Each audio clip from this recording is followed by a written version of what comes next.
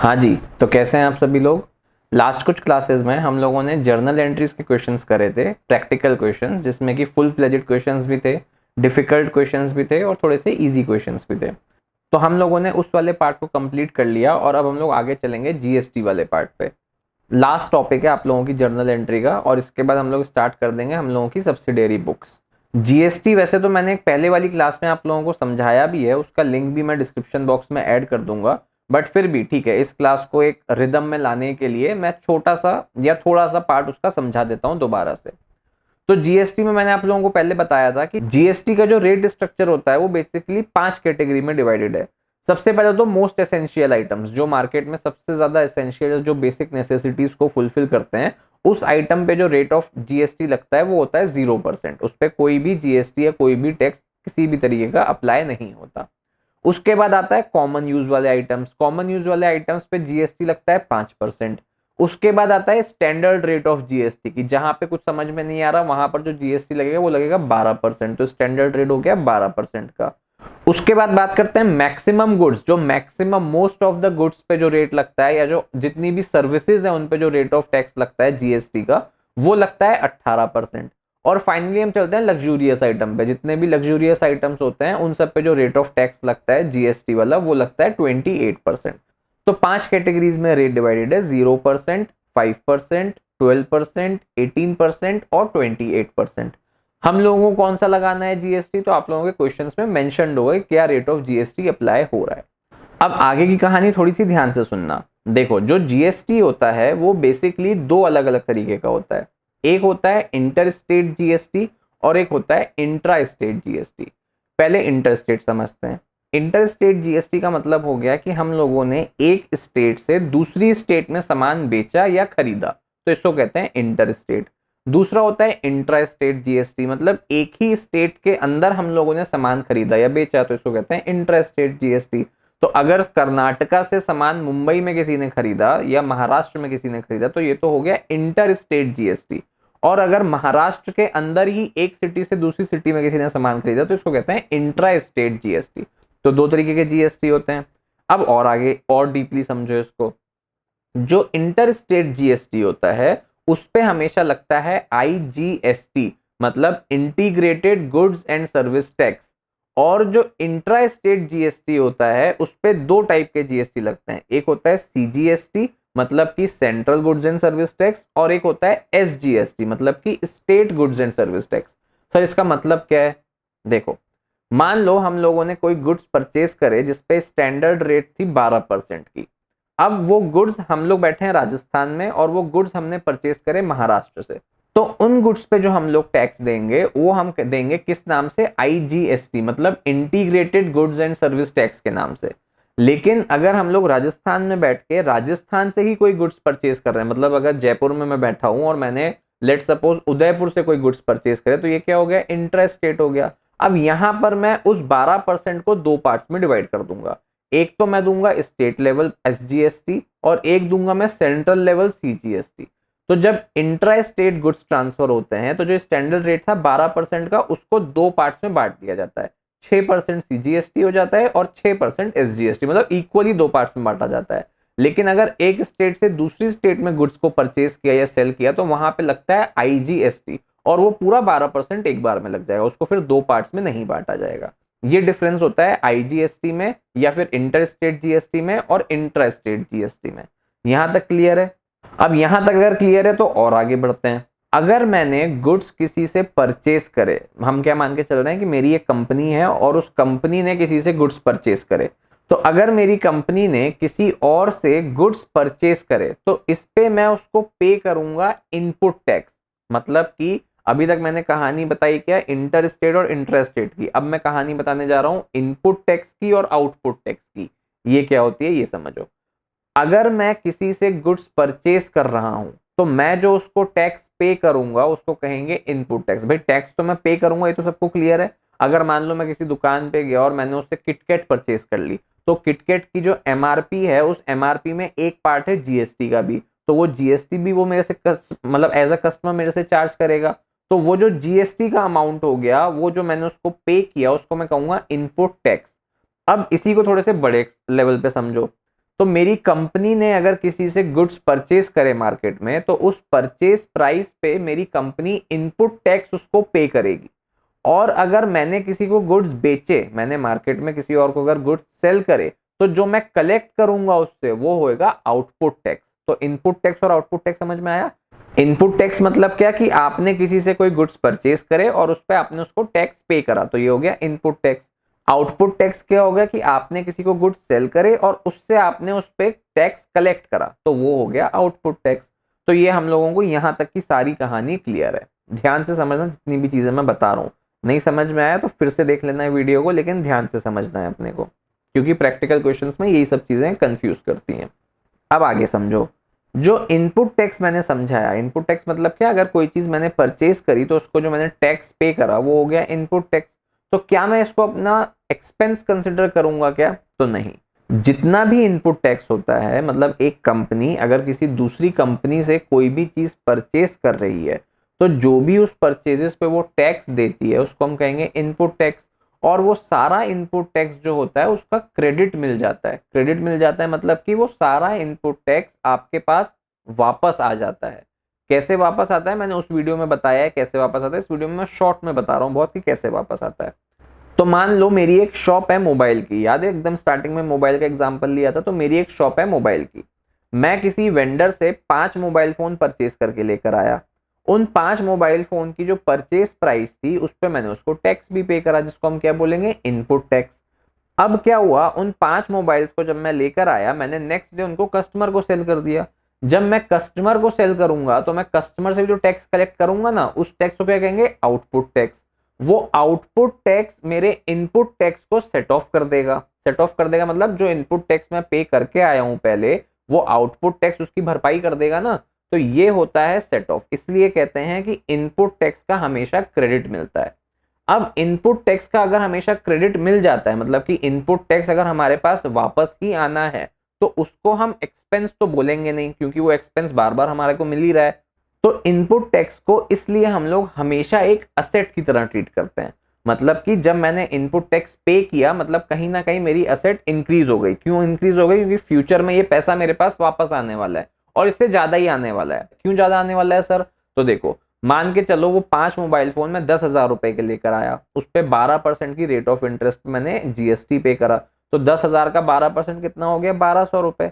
अब जब कस्टमर को मैं बेचूंगा तो 10,000 का थोड़ी बेचूंगा, कस्टमर को तो मैं 20,000 का बेचूंगा। कस्टमर को मोबाइल फोन मैंने 20,000 के बेचे, 20,000 का 12% कितना हो गया, 2400 रुपए। तो मतलब जो मैंने कस्टमर से टैक्स रिकवर किया उसकी वैल्यू तो जितना मैंने टैक्स पे किया उससे ज्यादा ही है ना। तो input tax is less than output tax. अब जो मैंने 1200 रुपए वेंडर को पे करे थे, वो मैं कस्टमर के 2400 रुपए में से सेट ऑफ कर लूंगा ना, और एक्स्ट्रा जो 1200 मैं गवर्नमेंट को दे दूंगा। अल्टीमेटली टैक्स जाता गवर्नमेंट के पास ही है, लेकिन क्या जो एक्स्ट्रा टैक्स है वो गवर्नमेंट के पास गया। मेरे पास जितना मैंने टैक्स पहले पे किया था वो तो वापस रिकवर हो गया। आ रही है कहानी समझ में? टिपिकल अगर थोड़ा सा लग रहा हो तो वीडियो पॉज करना, थोड़ा सा दिमाग में कैलकुलेट करना क्या हुआ, और फिर वापस से वीडियो स्टार्ट कर लेना, लेकिन ध्यान से समझना ये पूरी कहानी।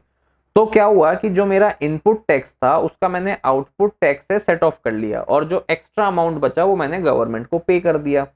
मैंने तुम्हें बताया कि इनपुट टैक्स तो मेरी असेट की तरह मैं ट्रीट करता हूँ, आउटपुट टैक्स को हम हमेशा लायबिलिटी की तरह ट्रीट करते हैं। क्यों सर लायबिलिटी की तरह क्यों ट्रीट करते हैं? देखो, इनपुट टैक्स का क्या था, हम लोगों ने ये मान के चला कि जितना भी हम लोगों ने टैक्स पे किया है वो हमारे पास फ्यूचर में वापस आने वाला है, विच मीन्स ये मेरी असेट हो गई। जो आउटपुट टैक्स है वो जब मेरे पास आएगा तो वो तो मेरे को अल्टीमेटली गवर्नमेंट को देना है ना। अब गवर्नमेंट को देना है, विच मीन्स ये मेरी लायबिलिटी हो गई। तो आउटपुट टैक्स को हम हमेशा लायबिलिटी कंसिडर करके चलते हैं। तो ये कहानी भी मैंने क्लियर कर दी कि इनपुट टैक्स हो गया हमारी असेट और आउटपुट टैक्स हो गया हमारी लायबिलिटी। अब यहां तक की अगर पूरी कहानी क्लियर है तो अब मैं बताता हूं आप लोगों को कि इसकी एंट्री में इसका इफेक्ट क्या होता है। देखो, इनपुट टैक्स को हम लोगों ने असेट माना, विच मीन्स कि जब भी हम लोग कोई परचेजेस करेंगे और इनपुट टैक्स पे करेंगे तो हम क्या मानेंगे कि ये हमारी असेट इंक्रीज हो गई, क्योंकि फ्यूचर में ये वापस आ जाएगा हमारे पास और ज़्यादा बढ़ के ही आएगा। तो जब असेट इंक्रीज होती है तो उसको हम क्या करते हैं, डेबिट करते हैं। तो परचेजेस जब भी हम लोग करेंगे तो हम लोग इनपुट टैक्स को हमेशा डेबिट करेंगे, और सेल्स जब भी हम लोग करेंगे तो आउटपुट टैक्स को हमने क्या माना, हमारी लायबिलिटी, विच मीन्स कि सेल्स जब भी हम लोग करेंगे हम आउटपुट टैक्स को कलेक्ट करेंगे, मतलब लायबिलिटी इंक्रीज होगी। लायबिलिटी इंक्रीज होती है तो उसको क्या करते हैं, उसको हम लोग क्रेडिट करते हैं। तो इनपुट टैक्स को जनरली हमेशा डेबिट करा जाता है और आउटपुट टैक्स को हमेशा क्रेडिट करा जाता है। यहां तक की कहानी भी क्लियर हो गया है क्या आप लोगों को? अब और आगे की कहानी समझते हैं। सर आप कहानियां ही बताए जा रहे हो, थोड़ा सा टिपिकल और थोड़ा सा लेंदी टॉपिक है इसलिए मैं बता रहा हूँ। मैं चाह रहा हूँ एक क्लास में खत्म भी हो जाए। अगर तुम लोगों को डाउट रहेगा तो मैं इसकी एक और क्लास बना दूंगा, बट ठीक है, कोशिश करो इसी में समझने की। तो चलो आगे की कहानी समझें। अब क्या होता है, जो मैंने आपको बताया जेनरिक क्या होता है कि इनपुट टैक्स हमेशा डेबिट होता है और आउटपुट टैक्स हमेशा क्रेडिट होता है। लेकिन कुछ केसेस में इसकी रिवर्स एंट्री होती है। रिवर्स एंट्री मतलब कुछ केसेस में इनपुट टैक्स क्रेडिट होता है और आउटपुट टैक्स डेबिट होता है। अब सर वो कौन से केसेस होते हैं? तो बहुत गिने चुने केसेस होते हैं। देखो, अगर मैं परचेस करके लाया किसी से कोई गुड्स तो मैंने इनपुट टैक्स को कर दिया डेबिट। क्यों? क्योंकि इनपुट टैक्स मेरी यहाँ पर एक असेट बन गई। लेकिन अगर मैंने उसको परचेज रिटर्न कर दिया, जो परचेज मैं करके लेकर आया था वो मैंने उसको रिटर्न कर दिया, विच मीन्स क्या हुआ कि मेरे गुड्स भी रिड्यूस हो गए और जो मैंने उसको टैक्स दिया था, जो मेरी असेट बन रही थी, जो मेरी असेट इंक्रीज हो रही थी, वो डिक्रीज भी हो जाएगी। अब असेट तो बची नहीं मेरी। तो इस केस में क्या होगा, असेट गिरने की वजह से इनपुट टैक्स को हम क्या करेंगे, या असेट रिड्यूस होने की वजह से इनपुट टैक्स को हम क्या करेंगे, क्रेडिट कर देंगे। तो कुछ केसेस होते हैं जहां पर इन एंट्रीज को रिवर्स करा जाता है। सबसे पहली एंट्री परचेज रिटर्न की, सेकेंड एंट्री सेल्स रिटर्न की। अब सेल्स के टाइम पे हम लोगों ने क्या किया, हम लोगों ने आउटपुट टैक्स कलेक्ट किया और वो हमारी लायबिलिटी थी तो उसको हम लोगों ने क्रेडिट किया। लेकिन अगर हमारे कस्टमर ने सेल्स रिटर्न कर दी, तो अगर सेल्स रिटर्न हो गई हमारे पास, तो उस केस में हम लोगों को उसको पैसा वापस देना पड़ेगा और जो उससे आउटपुट टैक्स कलेक्ट किया था वो आउटपुट टैक्स भी वापस देना पड़ेगा। मतलब जो लायबिलिटी मेरी इंक्रीज हुई थी गवर्नमेंट को देने के लिए आउटपुट टैक्स की, वो लायबिलिटी अब मेरी डिक्रीज हो जाएगी। और लायबिलिटी डिक्रीज होती है तो उसको हम क्या करते हैं, उसको हम डेबिट करते हैं। तो सेल्स रिटर्न के केस में आउटपुट टैक्स जो होगा वो हमेशा डेबिट होगा। तो मैंने दो केस बताए, एक तो परचेज रिटर्न और एक सेल्स रिटर्न। इन दोनों केसेस में जो टैक्स होते हैं वो रिवर्स हो जाते हैं। ठीक है, और केस समझते हैं। लेट सपोज जो भी गुड्स मेरे बिजनेस में थे उसमें से कुछ गुड्स को पर्सनल यूज के लिए मैं अपने साथ ले आया। अब पर्सनल यूज के लिए ले आया तो ये तो मेरे लिए ड्राइंग्स हो गई, और ड्राइंग्स की एंट्री क्या होती है इस केस में, drawings account debit to purchase account. क्योंकि कॉस्ट पे हमेशा गुड्स दिखाते हैं तो हम लोग परचेज को क्रेडिट करते हैं, और गुड्स रिड्यूस हुए तो इसलिए परचेज को क्रेडिट कर देते हैं। तो drawings account debit to purchase account हम एंट्री करते हैं। अब इस केस में जिन गुड्स को मैं अपने बिजनेस से अपने यूज के लिए लेकर आया तो उस पर मैं कोई आउटपुट टैक्स तो दूंगा नहीं अपने बिजनेस को, सेल्स तो हुई नहीं यहाँ पर, मैंने तो अपने यूज के लिए गुड्स ले आया। लेकिन परचेज जब मैंने करी थी तो इसको इनपुट टैक्स पे उसको मैंने डेबिट जरूर किया था कि अब अपनी असेट मान के, याद है। अब इस केस में वो असेट तो रिड्यूस हो गई, वो असेट तो मेरे पास वापस कभी आएगी ही नहीं। तो इस केस में क्या होगा, इनपुट टैक्स को वापस से हम लोग क्रेडिट कर देंगे। तो दो एंट्री क्या हुई, एक तो परचेज रिटर्न के केस में हम लोगों ने इनपुट टैक्स को क्रेडिट किया, दूसरा अगर हम लोगों ने गुड्स विड्रॉ कर लिए पर्सनल यूज के लिए तो उसमें भी हम लोग इनपुट टैक्स को क्रेडिट करेंगे। क्यों क्रेडिट करेंगे, क्योंकि अब असेट तो आने से रही वापस। तीसरा और आखिरी सिनेरियो, अगर मान लो जो गुड्स थे मेरे बिजनेस में वो डिस्ट्रॉयड बाय फायर या स्टोलन बाय थेफ्ट हो गए, मतलब कि या तो चोर चुरा के ले गया या फिर फायर से बर्न हो गए। गॉड फॉरबिड ऐसा कभी होना, बट सिर्फ समझाने के लिए मैं बता रहा हूं। अगर ऐसा हो गया तो इस केस में क्या होगा, जो परचेस करके जब मैं गुड्स लेकर आया था तो मैंने इनपुट टैक्स को डेबिट करा था अपनी असेट मान के, लेकिन अब तो वो उसका आउटपुट टैक्स तो कभी आएगा ही नहीं ना मेरे पास। जो गुड्स डिस्ट्रॉय ही हो गए उसका आउट या स्टोलन हो गए उसका आउटपुट टैक्स तो कभी आएगा नहीं मेरे पास। तो इसकी एंट्री हम लोग क्या करते थे, लॉस बाय थेफ्ट या लॉस बाय फायर अकाउंट को डेबिट करते थे और परचेज अकाउंट को क्रेडिट कर देते थे। अब जब परचेज हमने किया था तो परचेज की एंट्री में हम लोगों ने इनपुट टैक्स को भी डेबिट किया था हमारी असेट मानते हुए। अब वो असेट तो कभी हमारे पास आएगी नहीं, तो जो वो असेट का अमाउंट होगा जो हमारे पास आएगा नहीं उसको हम रिवर्स भी करेंगे ना, उसको हम क्रेडिट कर देंगे क्योंकि असेट अब रिड्यूस हो गई है, कभी आएगी ही नहीं हमारे पास। विच मीन्स टोटल 4 कैटेगरीज ऐसी निकल के आई जहां पे हम लोग टैक्स को रिवर्स करते हैं, चाहे इनपुट टैक्स हो चाहे आउटपुट टैक्स हो, उसको हम रिवर्स करते हैं। पहली कैटेगरी है, पहली कंडीशन क्या, जब परचेज रिटर्न हो गया वहां पर इनपुट टैक्स क्रेडिट हो जाता है। सेकेंड कंडीशन, जब सेल्स रिटर्न हुआ वहां पे आउटपुट टैक्स डेबिट हो जाता है।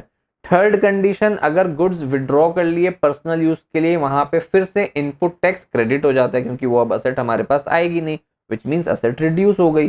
तो असेट रिड्यूस हो गई तो उसको हम क्रेडिट करते हैं। और लास्ट कंडीशन, अगर गुड्स लॉस्ट बाय फायर हो गए या डिस्ट्रॉयड बाय फायर हो गए तो उस केस में भी क्या होता है, अल्टीमेटली इनपुट टैक्स को क्रेडिट कर देते हैं।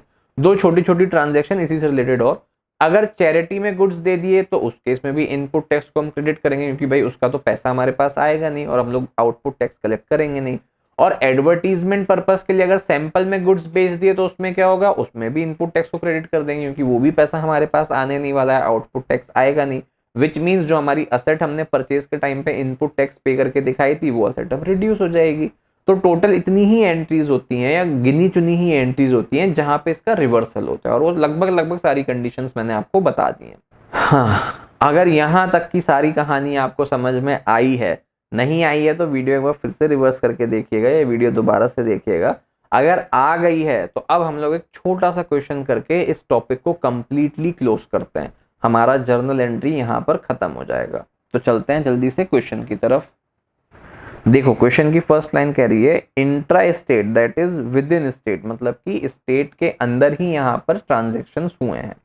क्वेश्चन पढ़ते हैं, pass entries in the books of Ashok brothers assuming that all transactions have been entered within the state of Rajasthan and assuming CGST 6% and SGST 6%। मतलब इसका इंटरेस्ट के केस मैंने आपको क्या बताया था कि CGST लगता है और SGST लगता है, और इंटर स्टेट में क्या लगता है, IGST लगता है।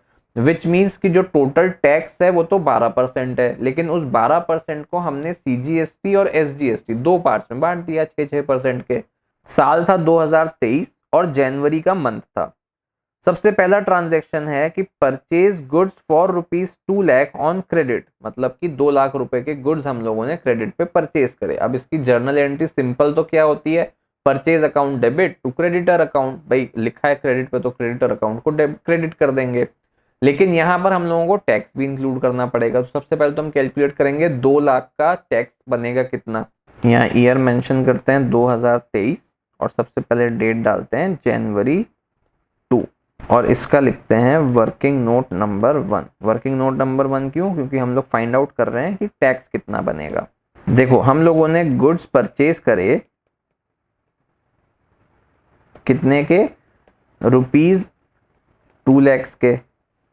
CGST इस पे लगा @6%, मतलब कितना हो गया 12,000 का, और SGST इस पे कितना लगा, तो वो भी 6% का ही लगा, तो वो कितना हो गया, वो भी 12,000 हो गया। तो टोटल जो हम लोगों ने पे किया वो पेमेंट कितना करा होगा, 2,24,000, 2,24,000। आया क्या यहाँ तक समझ में। अब इसी को हम लोग जर्नल एंट्री में लिख देंगे। जर्नल एंट्री क्या होगी, परचेज अकाउंट तो डेबिट हो जाएगा, क्यों, क्योंकि हमारे गुड्स इंक्रीज हुए बिजनेस में, और गुड्स को हम लोग कभी भी गुड्स के नाम से नहीं दिखाते हैं, मैंने आपको पहले भी बताया था परचेज की एंट्री में। तो यहाँ पर क्या होगा, परचेज अकाउंट डेबिट। साथ में हम लोगों का इनपुट टैक्स भी डेबिट होगा। इनपुट टैक्स क्यों डेबिट होगा, क्योंकि हम लोगों ने ये टैक्स पे किया है, और अभी मैंने आपको बताया टैक्स पे किया तो हमारी असेट हो जाएगी, क्योंकि फ्यूचर में हमारे पास वापस आ जाएगा। तो क्या होगा, इनपुट, ऐसे लिख देना, इनपुट CGST अकाउंट डेबिट और इनपुट SGST अकाउंट डेबिट। अब अगर ये इंटर स्टेट का क्वेश्चन होता तो क्या होता, इनपुट IGST अकाउंट डेबिट, बस इतना सही होता। अल्टीमेटली टू क्रेडिटर अकाउंट या क्रेडिटर्स अकाउंट। वैल्यू डाल दो, परचेज करी थी हम लोगों ने 2 लाख रुपए की, 12,000 का CGST था, 12,000 का ही SGST भी था, विच मीन क्रेडिटर को कितना पैसा जाएगा, 2,24,000 रुपए। आया क्या समझ में। नेक्स्ट ट्रांजेक्शन है जनवरी 5 की, जो कह रहा है sold goods for ₹3 lakh on credit. अब 3 लाख का गुड्स भी हम लोगों ने क्रेडिट पे बेचा, तो नॉर्मल एंट्रीज की क्या हो जाती कि भाई हम लोग डेटर्स को डेबिट करते और सेल्स को क्रेडिट कर देते, लेकिन यहाँ पर क्या होगा, यहाँ पर टैक्स का अमाउंट भी आ जाएगा। तो हम लोग डेट डालते हैं जनवरी 3 और लिखते हैं वर्किंग नोट नंबर 2। यहाँ पर क्या किया हम लोगों ने, गुड्स सोल्ड करे कितने के, 3 लाख के। इन 3 लाख पे SGST कितना लगा होगा, वो लगा होगा 6% का, और CGST कितना लगा होगा, वो भी लगा होगा 6% का। तो 3 लाख का 6% हो गया 18,000 और 18,000, मतलब कि हम लोगों ने सेल्स करी कितने की, तो 3,36,000 की हम लोगों ने सेल्स करी। आया क्या समझ में? वर्किंग नोट समझ में आ रहा है ना? टैक्स कैसे कैलकुलेट करते हैं, बस इसी की अब जर्नल एंट्री कर देंगे। जर्नल एंट्री क्या होगी भाई? हम लोगों ने गुड्स जो सेल करे वो हम लोगों ने क्रेडिट पे सेल करे, तो अकाउंट डेबिट किसका होगा? डेटर का अकाउंट डेबिट हो जाएगा, डेटर्स अकाउंट डेबिट। भाई डेटर्स इंक्रीज हुआ ना बिजनेस में, हमारे पास फ्यूचर में पैसा आएगा ना डेटर से, तो डेटर हमारी असेट हो गई और वो इंक्रीज हुआ, तो डेटर्स अकाउंट डेबिट। उसके बाद टू सेल्स अकाउंट, गुड्स कम हुए बिजनेस में, किसकी वजह से कम हुए? सेल्स की वजह से कम हुए, तो टू सेल्स अकाउंट। साथ में क्या होगा? आउटपुट टैक्स को यहाँ पर हम क्रेडिट करेंगे, क्यों? हमारा आउटपुट टैक्स हमारी लायबिलिटी है, उसको हमें फ्यूचर में गवर्नमेंट को पे करना है, तो इसलिए हम उसको क्रेडिट कर देंगे। तो टू आउटपुट SGST अकाउंट और to output CGST account. Values डाल दो, डेटर कितने का वो अभी निकालते हैं। सेल्स कितने की करी हम लोगों ने? 3 लाख की सेल्स करी। आउटपुट टैक्स कितना था? SGST था 18,000 और CGST भी था 18,000, विच मीन्स डेटर कितने का हो गया हमारा? 3,36,000 का। आया समझ में? इजी है। तो नेक्स्ट एंट्री पे चलते हैं। नेक्स्ट एंट्री हुई जनवरी 10 को। यहाँ पे हमने क्या किया? Purchased computer printer for office for 50,000 rupees and payment made by cheque. अब देखो, चेक से पेमेंट किया मतलब कि हम लोगों का क्रेडिट यहाँ पे क्या होगा? हमारा बैंक अकाउंट क्रेडिट होगा। यहाँ तक की कहानी तो सिंपल, मतलब ये सब तो आपको आ गया ना समझ में। क्यों बैंक अकाउंट क्रेडिट होगा? क्योंकि हमने चेक से पेमेंट करा, मतलब हमारे बैंक अकाउंट से पैसे डायरेक्टली चले जाएंगे, इसलिए बैंक रिड्यूस हो जाएगा और इसलिए बैंक अकाउंट को क्रेडिट कर देंगे। तो ये तो सिंपल सी चीज है। कंप्यूटर परचेज किया तो यहाँ पर डेबिट क्या होगा? परचेज अकाउंट की कंप्यूटर अकाउंट। कंप्यूटर मेरे बिजनेस के लिए असेट है, क्यों? क्योंकि भविष्य में इस कंप्यूटर में मैं ट्रांजेक्शन्स करूंगा और अल्टीमेटली वो मेरे को और पैसा कमा के देगी, तो कंप्यूटर मेरे बिजनेस के लिए एक असेट है। तो यहाँ पर कंप्यूटर अकाउंट डेबिट होगा, परचेज अकाउंट डेबिट नहीं होगा। इस कंप्यूटर पे टैक्स तो हमने पे किया ही होगा ना, और उस टैक्स का आप सर, इस टैक्स का आपको आउटपुट कैसे मिलेगा? इस कंप्यूटर को तो आपने बेचा ही नहीं है कभी भी। तो देखो, जनरली जो सेल्स होती है ना, उसका आउटपुट टैक्स जो हम कलेक्ट करते हैं, उससे हम सारे इनपुट टैक्स को सेट ऑफ कर सकते हैं। मतलब कि जो भी मैंने, लेट सपोज ये बिजनेस जो था ये किसका था, लिखा नहीं है ना यहाँ पे, तो मान के चलो ये बिजनेस मोबाइल फोन का था। अब ये मोबाइल फोन जितने भी परचेज करेगा, उसको जब सेल करेगा, तो जो आउटपुट टैक्स कलेक्ट करेगा, उससे ये अपने कंप्यूटर की भी इनपुट टैक्स को सेट ऑफ कर देगा। अगर इसने शॉप खरीदी होगी तो उसके इनपुट टैक्स को भी सेट ऑफ कर देगा। मतलब ये किसी के भी इनपुट टैक्स को सेट ऑफ कर सकता है उस आउटपुट टैक्स से, ठीक है? इसमें कोई कैपिंग नहीं होती है। तो इसलिए हम लोगों ने क्या किया, हमारे बिजनेस में यूज हुआ था कंप्यूटर, तो इसमें हमने इनपुट टैक्स पे किया, और वो इनपुट टैक्स भी हमारे लिए एक असेट है, क्योंकि आने वाले आउटपुट टैक्स हम उसको सेट ऑफ करने वाले हैं। तो क्या करेंगे हम? कंप्यूटर अकाउंट को डेबिट कर देंगे, बैंक अकाउंट को क्रेडिट कर देंगे, और इनपुट टैक्स को भी क्या करेंगे? डेबिट कर देंगे। तो इसकी भी एंट्री कर लेते हैं, जनवरी 10, और यहाँ पे कर लो working note number 3। Working notes में सिर्फ बना रहा हूँ जिससे कि आप लोगों को टैक्स की कैलकुलेशन समझ में आ जाए।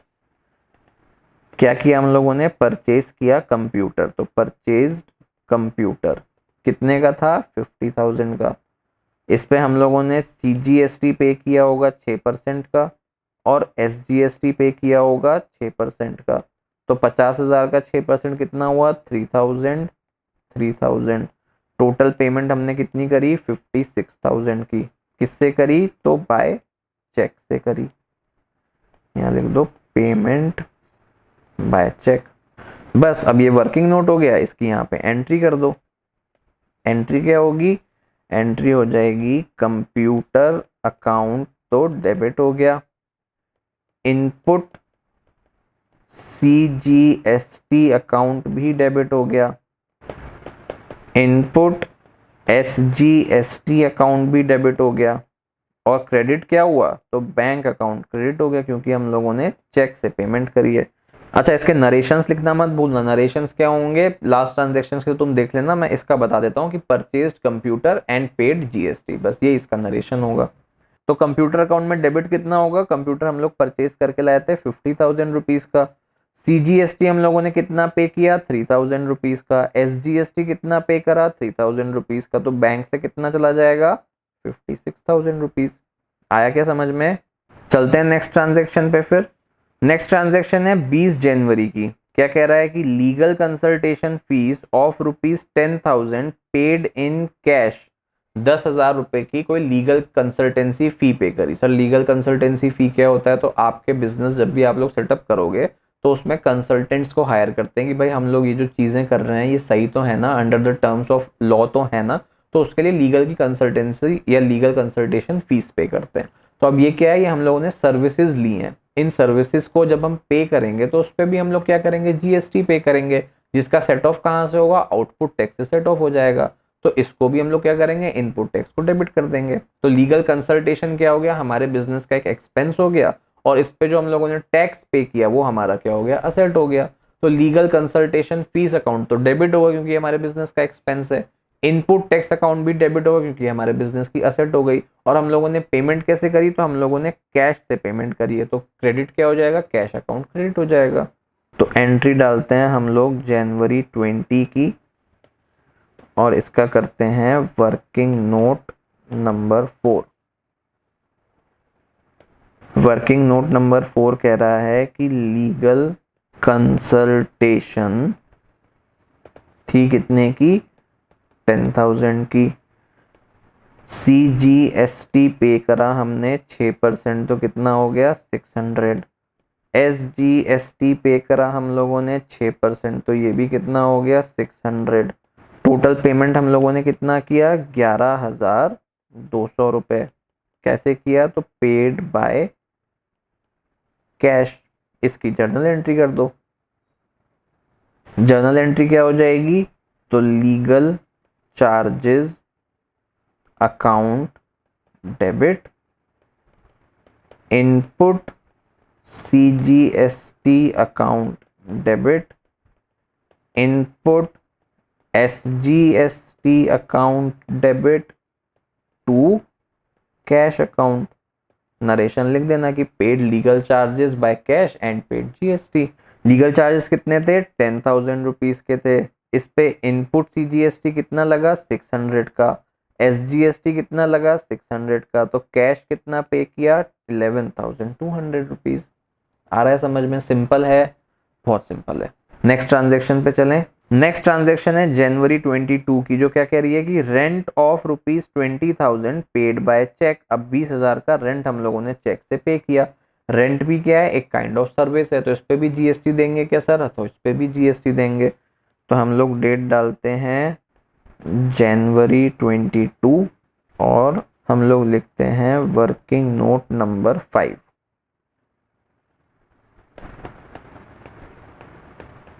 Rent to be paid 20,000, CGST at the rate 6%, SGST at the rate 6%। 20,000 का 6% कितना हुआ, 1,200, और 1,200 टोटल कितना हम लोगों ने पे किया, तो 22,400 हम लोगों ने paid by cheque. Paid by cheque किया तो क्रेडिट क्या हो जाएगा, बैंक अकाउंट। इसकी एंट्री कर देंगे। एंट्री सिंपल सी क्या हो जाएगी, रेंट हमारा एक्सपेंस है तो रेंट अकाउंट तो डेबिट हो जाएगा। इनपुट CGST और इनपुट SGST हमारी क्या है, तो वो हमारी असेट है, तो उसको भी हम लोग डेबिट कर देंगे। तो input CGST account debit, input SGST account debit. और पेमेंट कैसे करा, चेक से, तो to bank account.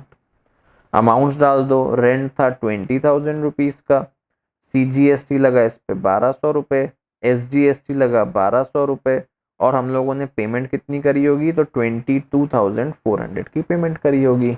Last transaction पढ़ते हैं। लास्ट ट्रांजेक्शन है जनवरी 31 की। Payment made of balance amount of GST।